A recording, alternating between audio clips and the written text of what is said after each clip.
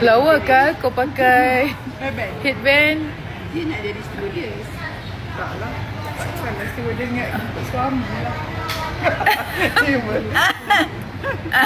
Tiba. Dah lama tau kita tak outing. Jom kita keluar nak? Jom. Bila? Aku baru nak keluar bertiga lebih baik. Tiba-tiba berempat lebih baik. Ha? Jadi nak berhabis urut. Sudah agak Sekarang Mak badan nak kaki pula. Kaki lah. Duduk kaki ke? Ha? Sekarang Okay, habis Aku makan. tak nak urut dengan dia. Dia sayang. Kan kau nak je? Aku nak dia ni. Habis? Kau nak apa? Aku nak tu yang Cocok. yang macam kokek dia tu. Siapa yang nombor 8 ni? Nombor 8 dah tak ada. Nombor 8 kena tangkap. Dia siap cakap saya Indrin. Nombor 8 sudah kena tangkap.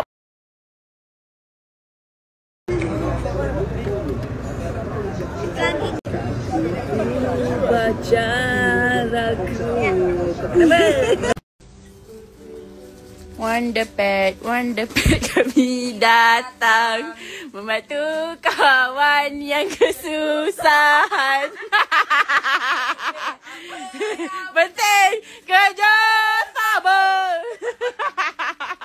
Order mencanak-canak. JNT dah sampai pula. Kita tak siap lagi. Banyak lagi.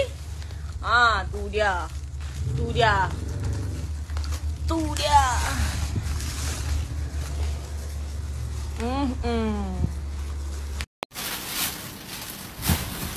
Tu je pasal korang. Ni adalah saki-baki, belen-belen. Semua ni Lalamuh dah ambil dah. Nak pergi hantar dekat pos.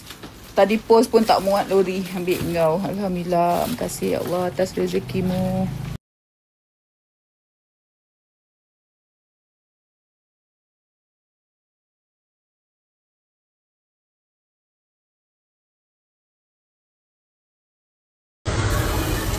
Thank you Kak sayang.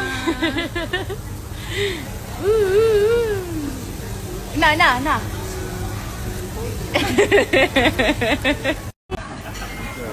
Yeay, kita meraihkan hari ni pecah rekod untuk 2 jam. Sweet Dara 10,000 terjalan. Alhamdulillah, syukur. Kita nak bagi manis-manis ya. Ini bukan gaji, ini manis-manis nama dia. Ya.